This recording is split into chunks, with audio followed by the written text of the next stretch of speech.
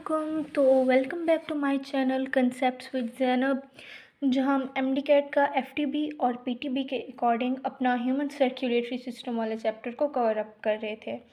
तो आज topic number 4। इससे पहले हम हार्ट का पूरा structure, then passage of blood through heart, heart के चैम्बर्स पूरा पूरा इन सही से कवर कर चुके हैं और होप सो आपने मेरे पिछले लेक्चर लगा लिए होंगे ताकि आपको ये वाला लेक्चर प्रॉपर वे से समझ आए।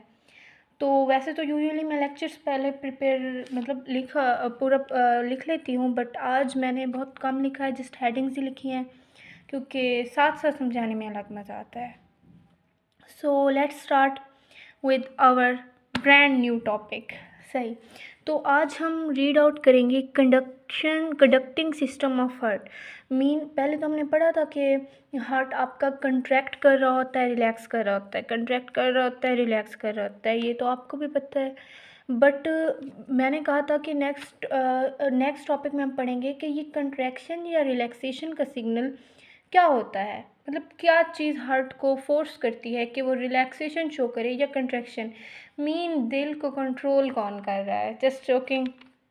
तो आइए प्रोसेस में घुसते हैं। अंदर घुसना पड़ेगा तो ही कंसेप्ट्स क्लियर होंगे। और ट्रस्ट मी, अगर आप ये टॉपिक अच्छे से कर लेते हैं देन आप जस्ट रीड आउट कर लें एफटीपी फेडरल बोर्ड की बुक्स को, ये टॉपिक आपको यूं यूं यूं यूं फिंगर टिप्स पे याद हो जाएगा। पिछले लेक्चर में मुझे सबने कहा था कि आपकी वॉइस क्लियर नहीं आ रही, तो होप सो अब मैं वॉइस क्लियर रखने की कोशिश करती हूँ क्योंकि मेरे पास अभी प्रॉपर सेटअप नहीं है, बट लगे रहना चाहिए जी, काम में लगे रहना चाहिए। तो लेट्स स्टार्ट। बिस्मिल्लाहिर्रहमानिर्रहीम। तो ये डायग्राम मैंने बनाई है। मैं प्रॉपर अच्छे वे से डायग्राम बना सकती थी, लेकिन वो बच्चों को थोड़ा समझ नहीं आती, कंफ्यूज करती है। तो मैं हमेशा चीज़ों को सिंपल रखती हूँ ताकि आसानी से आपके जहनों में बैठ जाए। तो ये आपको नज़र आ रहा होगा, this is your left atrium, this is your right atrium, left ventricle and right ventricle. तो आज हमने कंडक्टिंग सिस्टम में पढ़ना है कि जो आपका कंट्रैक्शन का सिग्नल है वो कहाँ से कहाँ ट्रैवल करता है, उसको कंट्रोल कौन करता है, और वो पहले कहाँ जाता है देन बाद में कहाँ जाता है, उसके पैसेज को पूरा रीड आउट करना है। आप देख सकते हैं पहली हेडिंग मैंने दी है, कार्डियक मसल्स आर मायोजेनिक। पहले तो इस टर्म जो ये बहुत सिंपल टर्म होती हैं लेकिन हम इनको रॉन्ग वे में लेते हैं। तो आज ये टर्म देखते हैं, मायोजेनिक। मैं जब पढ़ती थी ये टॉपिक तो मेरे ध्यान में होता था myogenic anything related to it's multi nucleate और something else. No, myogenic is not about this term. Myogenic का मतलब होता है कि ये सेल्फ कंट्रोल्ड है, सेल्फ सस्टेन्ड है। इसके जो कंट्रैक्शन का सिग्नल है वो इसकी वॉल्स के अंदर ही पैदा होता है। ये इसको कोई चीज़ बाहर से कंट्रोल नहीं कर रही होती। पहले भी मैंने आपको बताया कि हार्ट की जो मिडल लेयर है, थिकेस्ट मोस्ट लेयर, उस मायोकार्डियम, उसमें जब सिग्नल जाएगा वो कंट्रैक्ट या रिलैक्स होती है। तो मतलब ये जो सारा काम है ये हार्ट की अपनी वॉल के अंदर हो रहा है, that's why it's called myogenic. फिर टर्म आती है इंट्रिंसिक रिथमिसिटी। इंट्रिंसिक रिथमिसिटी इसको किसी आउटर स्टिमुलेशन की ज़रूरत नहीं होती।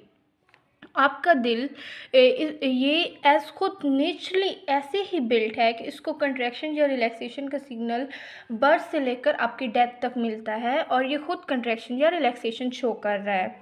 सही, इसको बाहर से किसी एक्सट्रिंसिक स्टिमुलेशन की ज़रूरत नहीं है।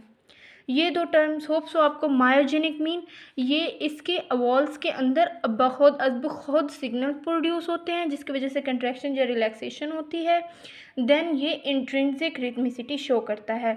देन हमने देखना है कि कंडक्टिंग सिस्टम कौन सा है। देखिए, हार्ट के कंडक्टिंग सिस्टम में 4 चीज़ें आती हैं। ये मैं सही से फिर आप कहेंगे कि मैम हमें पूरा लेक्चर ही नहीं दिख रहा। सही, कंडक्टिंग सिस्टम में आपका आएगा एसए नोड, सेकंड आपका आता है एवी नोड। अभी बच्चों का सर घूम रहा होगा, मैम क्या आपने बताया नहीं, एसए नोड क्या होता है, एवी नोड क्या होता है, सब्र रखो बताती हूँ।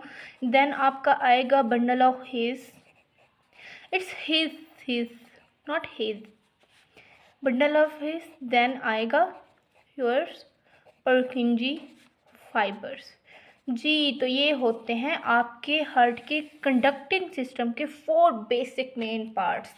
अब ये कहाँ-कहाँ होते हैं ये देखते हैं। अब देखिए नेक्स्ट हेडिंग भी हमारी आ गई, लोकेशन ऑफ नोड्स। तो नोड 2 होते हैं, SA node and AV node. अब ये नोड किस बला का नाम है, ये हार्ट में कहाँ होते हैं ये देखते हैं। तो ये आपका क्या है, it's your left atrium, left atrium. Then ये आपका है right atrium. First thing to remember, आपके दोनों नोड्स आपके राइट एट्रियम में मौजूद होते हैं। कहाँ मौजूद होते हैं, आपके राइट एट्रियम में मौजूद होते हैं। तो ये देखें, ये आपका एसए नोड है। Node is a small knob circular structure जिसे आप कहते हैं एसए नोड। अब एसए किस चीज़ का एब्रीविएशन है, cyano atrial node. First thing, ये आपके राइट एट्रियम में मौजूद है, इसीलिए हम इसको क्या टर्म यूज़ कर रहे हैं, atrial node. It's called S A node. अभी इसकी लोकेशन, परफेक्ट लोकेशन क्या है, on the top of your right atrium, near जहाँ से आपका vena cava, superior vena cava और inferior vena cava deoxygenated blood लेके आपके राइट एट्रियम में आ रहे होते हैं, जो उसी के साथ ही होता है। तो इसकी परफेक्ट लोकेशन कहाँ, अगर आपसे पूछी जाए what is the location of SA node, तो it is present on the top corner of your right atrium near your superior vena cava और इन्फीरियर वेना केवा। तो होप सो एसए नोड की location आपको अभी fully समझ आ गई होगी कि एसए नोड कहाँ मौजूद है, आपके राइट एट्रियम में मौजूद है, on the top of your right atrium near your vena cava. Then आती है आपके एवी नोड। दो नोड होते हैं, दोनों ही आपके राइट एट्रियम में मौजूद होते हैं। तो ये आपका दूसरा node, it's called atrioventricular node, और इसका एब्रीविएशन क्या बन जाएगा, it's your AV node, AV node. अब इसको एवी नोड क्यों कहते हैं, ये आपका क्या है, राइट वेंट्रिकल, ये आपका राइट एट्रियम। तो ये eight the bottom of your right atrium, और ये और ऑन द टॉप या नज़दीक, ऐसे कह रहे हैं कि आपके राइट वेंट्रिकल के अपर साइड पे मौजूद है। वैसे तो ये पूरा दोनों आपके राइट एट्रियम में ही मौजूद होते हैं, लेकिन देखिए ये इसके नियर हो गया ना, इसीलिए हम इसको एट्रियोवेंट्रिकुलर नोड कहते हैं या फिर एवी नोड कहेंगे। अभी इनके फंक्शन का क्या है, इनसे सिग्नल कैसे ट्रांसफ़र होता है, ये हम आगे पढ़ते हैं। जस्ट अभी आप क्लियर कर ले अपनी नोड्स के, हार्ट के नोड्स की लोकेशंस को। This is your SA node present on the top of your right atrium. This is your AV node present at the bottom of your right atrium और the upper side of your right ventricle. Then this is called bundle of His. This is called bundle of His. This is called your third part of conducting system, bundle of His. अब अगर इसकी location पूछी जाए तो ये कहाँ मौजूद है, आपके लेफ्ट वेंट्रिकल और राइट वेंट्रिकल के दरमियान में मौजूद है। तो इसके लिए हम एक स्पेसिफाइड टर्म यूज़ करते हैं which is your ventricular septum. कौन सी टर्म यूज़ करते हैं, it's called your ventricular septum. Septum mean पर्दा, कर्टेन। तो ये आपके दोनों वेंट्रिकल्स के सेप्टम में मौजूद होता है आपका बंडल ऑफ हिस। देन ये डिवाइड होता है left and right and left bundle of His में, और ये डिवाइड होके आपके दोनों राइट वेंट्रिकल और लेफ्ट वेंट्रिकल को पूरा नीचे से कवर अप कर लेता है। अभी इसमें से कैसे सिग्नल ट्रांसफ़र होगा ये हम आगे पढ़ते हैं। तो अब आपसे पूछा जाए कि Purkinje, these fibres are called, जो देखिए यहाँ से छोटे छोटे निकल रहे हैं, these fibres are called Purkinje fibres. What, Purkinje fibres, new word है फर्स्ट ईयर के स्टूडेंट के लिए, क्योंकि ये फेडरल बुक में यूज़ हुआ है, बट ये आपको याद हो जाएगा। परकिंजी फाइबर्स मैं समझाऊंगी ना, तो याद क्यों नहीं होगा। तो this is your Purkinje fibres, this is your SA node, AV node, then this is bundle of His. जब ये डिवाइड होगा तो ये left and right bundle of His में डिवाइड होगा। यहाँ से आप इसको परकिंजी फाइबर्स का नाम दे सकते हैं, परकिंजी फाइबर्स। देन आपके दोनों वेंट्रिकल्स के कार्डियक मसल्स में एम्बेडेड होते हैं। अभी लोकेशन क्लियर होगी। देन आगे लोकेशन ऑफ नोड्स हमने देख ली, S A node, A V node. अब आता है एट्रियोवेंट्रिकुलर बंडल। अब एट्रियोवेंट्रिकुलर बंडल आपके बंडल ऑफ हिस का दूसरा नाम है। किस चीज़ का, ये मैंने स्पेशली अलग करके, क्योंकि पूछ सकते हैं अब बच्चे यहाँ पे मैसेप ना कर लें कि एट्रियोवेंट्रिकुलर बंडल तो मैम ने बताया नहीं था, हमें तो बंडल ऑफ हिस का पता था। तो bundle of His is actually your atrioventricular bundle. Then fibres हमने पढ़ा है, ये एम्बेडेड होते हैं कहाँ, आपके दोनों वेंट्रिकल्स में एम्बेडेड होते हैं, जिनको आप पर्किंजी फाइबर्स कहते हैं। ये इन्फीरियर होते हैं, ये देखें इनके में टर्मिनल होते हैं, प्लस इनका लार्ज डायमीटर होता है with respect to your cardiac muscles. तो इनका लार्जर डायमीटर होता है, इन्फीरियर होते हैं, टर्मिनल होते हैं, और ये आपके कंट्रैक्शन का सिग्नल आपके वेंट्रिकल के में मौजूद मायोकार्डियम के हर एक सेल तक लेके जाते हैं। इनका बेसिक फंक्शन ये है कि ये सिग्नल बंडल ऑफ हिस से कैरी करके मायोकार्डियम, किस चीज़ की मायोकार्डियम, आपके दोनों वेंट्रिकल्स की मायोकार्डियम तक लेके जाते हैं और कंट्रैक्शन करवाते हैं। सही, बंडल ऑफ हिस कहाँ मौजूद है, दोनों वेंट्रिकल्स के दरमियान। So basically it is present in ventricular septum of your heart. Then next, ये इंटरकलेटेड डिस्क की टर्म आपने बहुत बार सुनी होगी, यूज़ की होगी। Inter mean between, calated disc, these are disc present between your Purkinje fibers. Basically बच्चों होता ये है कि ये डिस्क मौजूद होती हैं, डिस्क मौजूद होती हैं, ये एक दूसरे के ऊपर स्लिप आउट करती रहती हैं, जिसकी वजह से आपका बेसिकली जो मायोकार्डियम में एम्बेडेड होते हैं ना पर्किंजी फाइबर्स, तो पर्किंजी फाइबर्स के दरमियान इंटरकलेटेड डिस्क होती हैं। ये टर्म हार्ट के लिए यूज़ होती है इंटरकलेटेड डिस्क की। अब अगर लोकेशन पूछी जाए कि where are your intercalated disc, so these intercalated disc are present between your Purkinje fibers in your ventricles, in your both ventricles. तो ये मायोकार्डियम में मौजूद होते हैं, बेसिकली एक दूसरे के ऊपर स्लिप आउट होती रहती हैं इंटरकलेटेड डिस्क, जिसकी वजह से आपको हार्ट लपडप की साउंड पर मतलब आपको हार्ट कंट्रैक्ट या रिलैक्स होता हुआ दिखता है। इंटरकलेटेड डिस्क या फिर इनको gap junction, this is another term use for intercalated disc. तो गैप जंक्शन भी उसी चीज़ का नाम है जो पर्किंजी फाइबर्स के दरमियान मौजूद होते हैं। अभी हमने देखना है कि ये सिग्नल बेसिकली होता क्या है, सिग्नल में होता क्या है। देखें, जब कंट्रैक्शन होती है तो ये signal in the form of sodium ions, पहले आप नर्वस सिस्टम वाले चैप्टर में रीड आउट कर चुके होंगे कि एक्शन पोटेंशियल, या अगर आपने नहीं भी किया तो जस्ट आपको दो टर्म्स याद रखने की ज़रूरत है कि जब कंट्रैक्शन का सिग्नल जाता है तो there is action potential involve in which sodium ions are transferred, और जब वो रिलैक्स स्टेट में आते हैं तो रिलैक्सेशन का सिग्नल जाता है which is the state of your resting potential। सही, देन अभी हम देखते हैं कि सिग्नल, पहले देखिए सबसे पहले सिग्नल जनरेट कौन करता है, आपका जो सिग्नल जनरेट करता है वो साइनो एट्रियल एसए नोड है। अभी यहाँ से आपको मायोजेनिक की टर्म और क्लियर हो जाएगी कि इस खुद हार्ट के एक नोड ने सिग्नल जनरेट किया, इसमें किसी एक्सट्रिंसिक स्टिमुलेशन की ज़रूरत नहीं पड़ी। तो एसए नोड ने सिग्नल जनरेट किया, कौन सा सिग्नल जनरेट किया, बेसिकली कंट्रैक्शन का सिग्नल जनरेट किया। देन उसने इस सिग्नल को कहाँ भेजना है, उसने आपके इस सिग्नल को आपके लेफ़्ट एट्रियम में भेजा। क्यों, ताकि लेफ़्ट एट्रियम कंट्रैक्ट होकर सारा ब्लड आपके लेफ़्ट वेंट्रिकल में डाल दे, ठीक है। देन और वो उस सिग्नल को कहाँ भेजेगा, और वो स्ट्रेट आपके एवी नोड को भेजेगा। अब चूँकि एसए नोड आपके सिग्नल जनरेटर होता है, ऐसे नोड को हम पेस मेकर कहते हैं। क्या कहते हैं, pacemaker. Pace basically rhythmicity of your heartbeat, तो इसको हम पेस मेकर कहते हैं। जब एवी नोड के पास आपका वो कंट्रैक्शन का सिग्नल जाएगा तो एवी नोड का क्या फंक्शन होता है, एवी नोड आपके इस सिग्नल को स्लो कर देता है।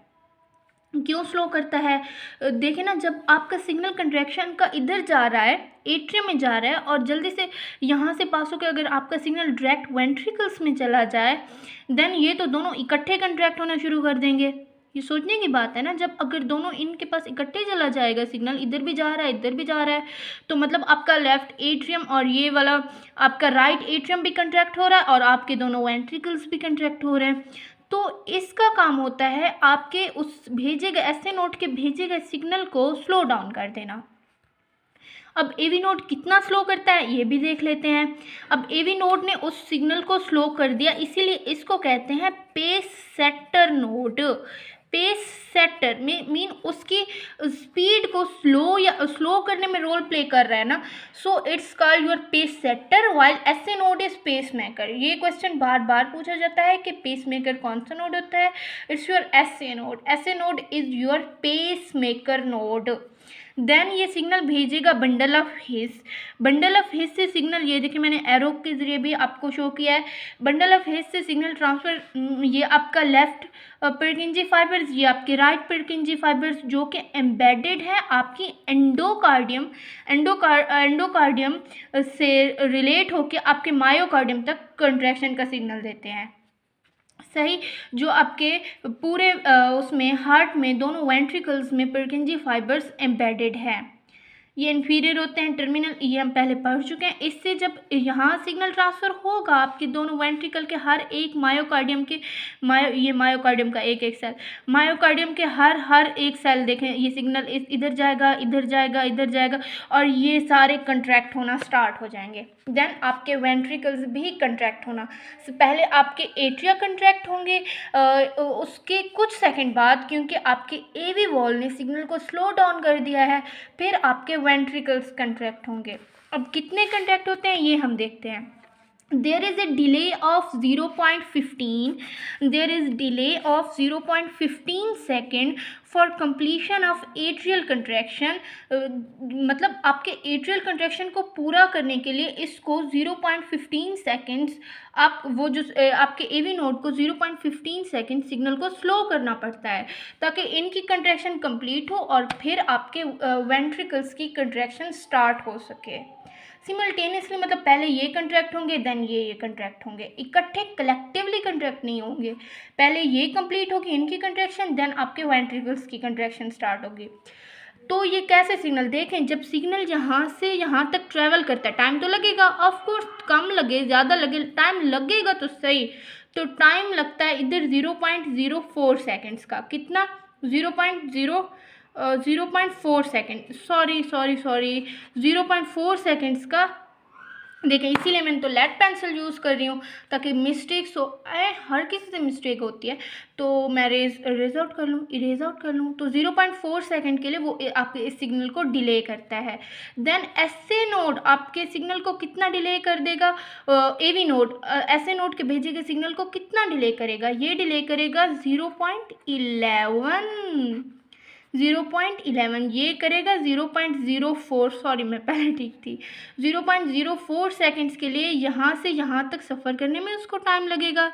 देन 0.11 सेकेंड्स के लिए वो एवी नोड आपके सिग्नल को स्लो कर देगा और टोटल कितना हो जाएगा 0.04, टोटल हो जाएगा 0.15 सेकेंड्स के लिए आपका सिग्नल स्लो डाउन हो जाएगा।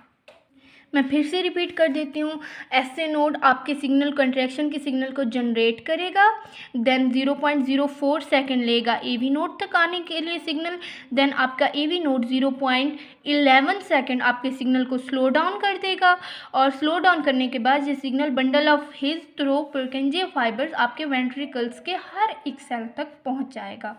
या फ्लो शीट डायग्राम देख लें, अगर आपको ये याद हो गई और पूरा प्रोसेस तो वैसे ही होप सो इस लेक्चर के बाद याद हो जाएगा, लेकिन ये सबसे पहले एसए नोड जनरेट करता है, देन वो एवी नोड के पास जाता है signal, AV node slow down करता है, it's slows down, then bundle of His के ज़रिए पुरकिंजी फाइबर तक सिग्नल ट्रैवल करता है, देन आपके बोथ वेंट्रिकल स्टार्ट्स कंट्रैक्शन।